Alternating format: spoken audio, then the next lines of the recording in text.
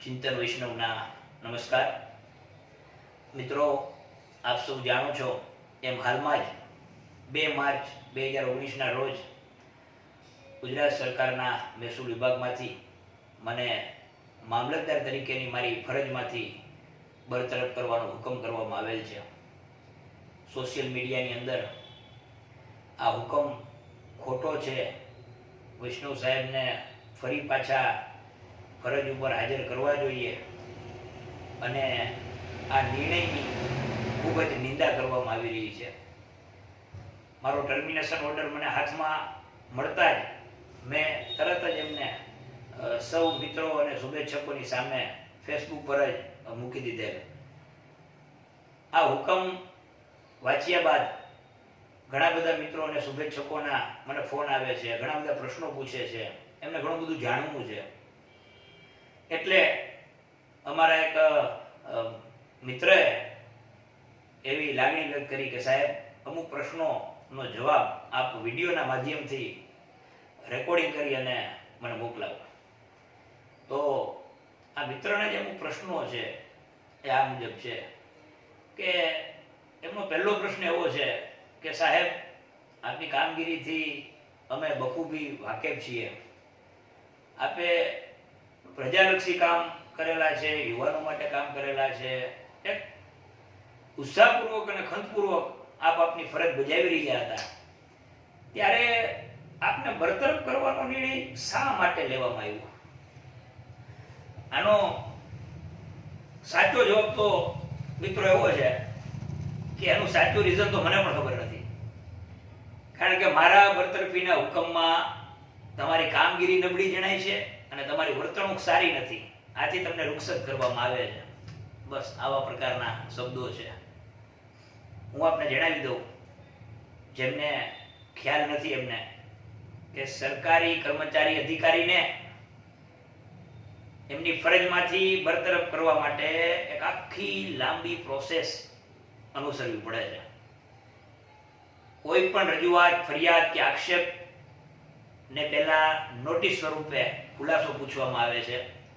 આ ખુલાસો આક્ષેપિત દ્વારા રજૂ થાય એને જો ગ્રાહ્ય ન રાખે તો ખાતાકીય તપાસના ખાસ અધિકારી કે જે નિવૃત્ત આઈએએસ કક્ષાના હોય છે એની પાસે તપાસ સોંપવામાં આવે છે. એમના દ્વારા ચાર્જશીટ આપવામાં આવે છે. આક્ષેપિત ચાર્જશીટનો જવાબ કરે છે, ત્યારબાદ એના હિયરિંગ થાય છે. એક પ્રકારનો આખો કેસ ચાલે છે. એમાં આક્ષેપિત પોતાનો બચાવ કરે છે. ત્યારબાદ ખાતાકીય તપાસના ખાસ અધિકારી શ્રી સરકારને પોતાનો અહેવાલ સબમિટ કરે છે. આ અહેવાલ સાથે જો સરકાર સંમત ન હોય તો અન્ય ખાતાકીય તપાસના ખાસ અધિકારીને ફરીથી તપાસ સોંપવામાં આવે છે, ફરીથી હિયરિંગ થાય છે, ફરીથી એ તેનો અહેવાલ સરકારને સુપ્રત કરે છે. અને આ બીજી વખતના અહેવાલ સાથે પણ જો સરકાર સંમત ન હોય તો આક્ષેપિતને અંતિમ ખુલાસો કરવાની તક આપવામાં આવે છે. અંતિમ ખુલાસો કર્યા બાદ પણ જો સરકારને એવું લાગે કે યુ આર ગિલ્ટી, તો એને બરતરફીનો હુકમ કરવામાં આવે છે. પણ આપને નવાઈ લાગશે કે મારા કિસ્સામાં આવી કોઈ પણ પ્રકારની કાર્યવાહી કરવામાં આવેલી નથી. હું 2011માં નિમણૂક પામ્યો. વર્ષ 2013 સુધી મારો પ્રોબેશન પીરિયડ હોય, એના બદલે નવેમ્બર 2015 સુધી મારો પ્રોબેશન પીરિયડ માત્ર એક બેનામી અરજીના કારણે છે લંબાવવામાં આવ્યો. એક બાજુ જ્યારે સરકારે પરિપત્ર કરેલો છે, જીઆઈડી નો પરિપત્ર છે કે બેનામી કે નનામી અરજીઓને અનુસરવું નહીં, તો આ બેનામી કે નનામી અરજીના આધારે નવેમ્બર 2015 સુધી મારો અજમાયશ સમયગાળો લંબાવવામાં આવ્યો.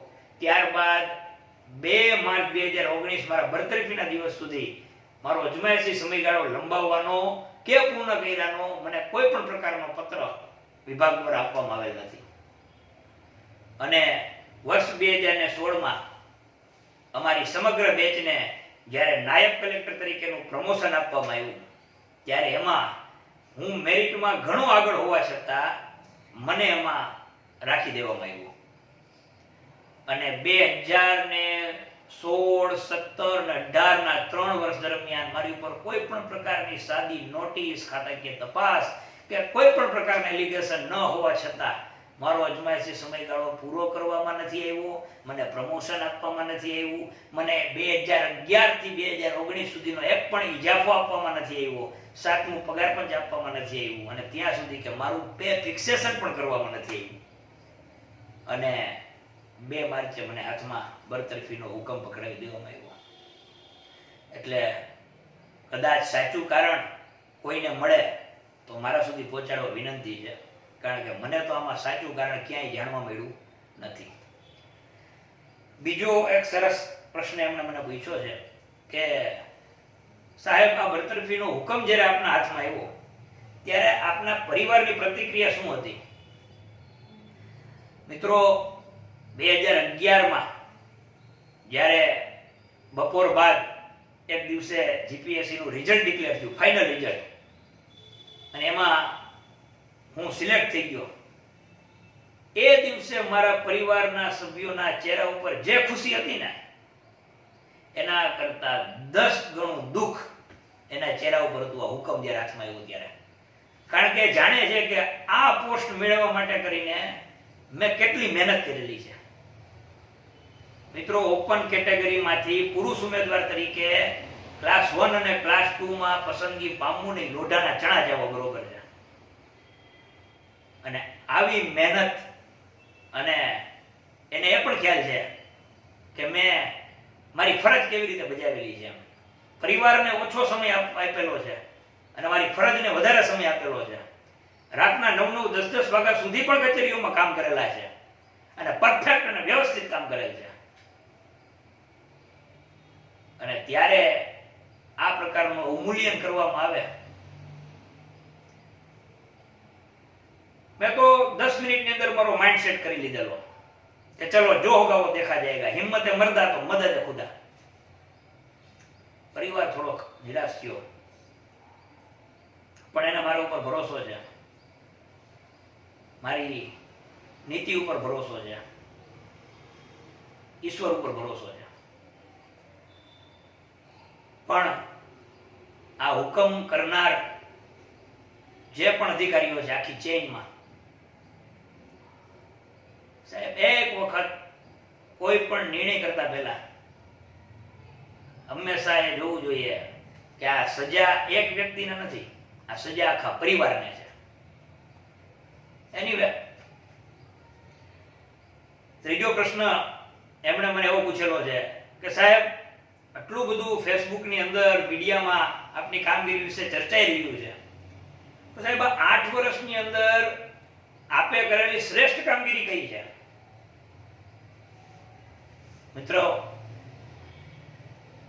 આમ તો દરેક જગ્યાએ અને મારી ફરજના દરેક દિવસે, દરેક કલાકે, દરેક મિનિટ અને દરેક સેકન્ડે મેં શ્રેષ્ઠ આપવાનો જ પ્રયત્ન કરેલો છે. પણ તેમ છતાં પણ મારો જે બાબરા તાલુકાનો મારો જે 1.5 વર્ષનો કાર્યકાળ છે એ હું આ જીવન નહીં ભૂલું મિત્રો. કારણ કે એમાં ઘણા બધા સારા કામ કરવાની મને તક મળી છે. પણ મિત્રએ જે પ્રશ્ન પૂછેલો છે કે તમારું શ્રેષ્ઠતમ કામ કયું, જે તમને શ્રેષ્ઠ લાગતું હોય, તો મિત્રો, બાબરાની અંદર મેં એક બાબરા યુથ ફેડરેશનની સ્થાપના કરેલી, અને આ બાબરા યુથ ફેડરેશન દ્વારા બાબરાની અંદર એક કમર્સી હાઈસ્કૂલનું મોટું મેદાન આવેલું છે. ત્યાં આજુબાજુના વિસ્તારના લોકો એને શૌચાલય ન હોવાના કારણે દિવાલો તોડી અને આ સ્કૂલના મેદાનમાં લગભગ 400 થી 500 જણા એ શૌચ ક્રિયા માટે આવતા. ફરતે શૌચ ક્રિયા માટે સવારે બેઠા હોય અને વચ્ચે છોકરાઓ મેદાનમાં ક્રિકેટ રમતા હોય. આવી હાલત હું જ્યારે ત્યાં હાજર થયો, ક્રિકેટ રમવાનો શોખીન હું ગયો અને મેં જોયું, મને ખરેખર બહુ દુઃખ થયું. અને મેં નક્કી કર્યું કે મારે આ લોકોને ખુલ્લામાં શૌચ ક્રિયા કરતા બંધ કરવા છે, અને આ મેદાન મારે બહુ વ્યવસ્થિત બનાવવું છે. યુવાનો માટે, રમતવીરો માટે મારે કાંઈ કરવું છે. અને મિત્રો, એના માટે મેં કમર કસી લીધી. મને ઘણે એવું કીધું કે સાહેબ, આ શક્ય નથી, નહીં થાય, વર્ષોથી હાલે છે. પણ એકવાર નક્કી કર્યું એટલે કરવું. અને ત્યાં જે વિદ્યાર્થીઓ, ત્યાં જે યુવાનો ક્રિકેટ રમવા આવતા હતા, એમની મદદથી, એમના સહકારથી અને આ બાબરા તાલુકાના એવા કેટલાય અન્ય નવયુવાનો હતા કે જેને કાંઈક સારી કામગીરી કરવામાં રસ હતો, એવા તમામે અમે એકઠા થઈ અને ખુલ્લામાં શૌચક્રિયા કરતા એમને બંધ કર્યા. નગરપાલિકાની મદદથી જાહેર શૌચાલયો બનાવ્યા, દિવાલો ફરીથી રિપેર કરાવવામાં આવી, ફરતે ફેન્સિંગ કરવામાં આવી, મેદાનને સાફ સફાઈ કરવામાં આવ્યું અને મેદાનની અંદર એક પણ પ્રકારનો પ્લાસ્ટિકનો કે કોઈ કચરો ના હોય એનું આજ દિન સુધી છોકરાઓ ધ્યાન રાખે છે. આ મેદાનની ફરતે આ સંસ્થાને 102 વર્ષ પૂરા થતા હોય, ગામના અગ્રણીઓ, આગેવાનો અને તમામની મદદથી 102 વૃક્ષોનું વાવેતર કરવામાં આવ્યું, એને પિંજરા લગાવવામાં આવ્યા.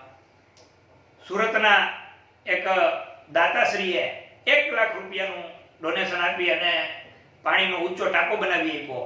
નગરપાલિકાએ એમાં ખૂબ સાથ સહકાર આપ્યો અને પાણીની લાઈન ત્યાં સુધી ખેંચાવી દીધી, કારણ કે ત્યાં પાણી હતું નહીં અને અમારે કોઈ પણ ભોગે વૃક્ષો ઉછેરવાતા.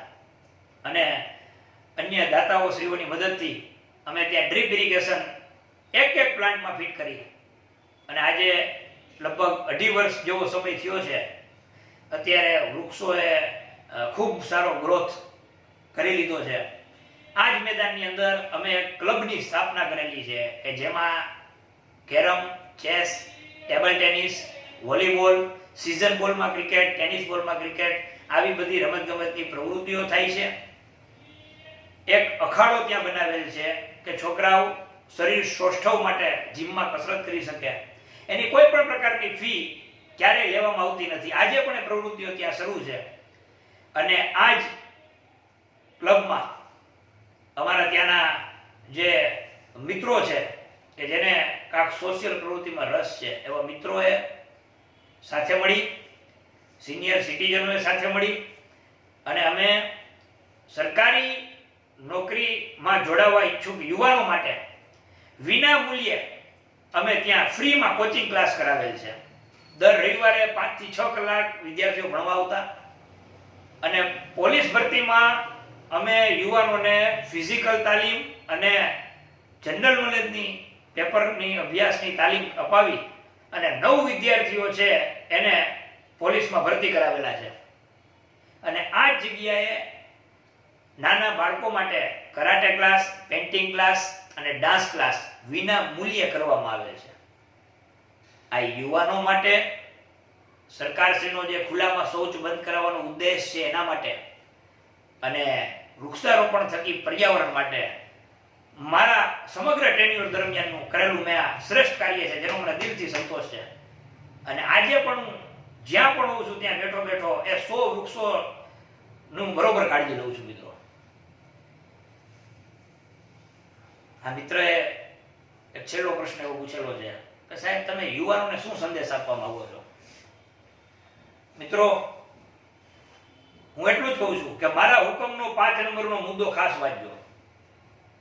એમાં હાલમાં અજમાયશી તરીકે કામ કરતા કર્મચારી અધિકારીશ્રીઓ કે જે યુવાધન સરકારમાં કામ કરે છે એમને હુકમના માધ્યમથી એક સંદેશ આપવામાં આવેલા છે કે બહુ ઉત્સાહથી કામ નહીં કરતા, બાકી તમારી પણ આવી જ હાલત થશે. અમારો હુકમ જે પણ અધિકારીએ તૈયાર કરેલો છે મિત્રો, આ ખરેખર સમાજ માટે આ હુકમ છે ને એ નુકસાનકારક છે.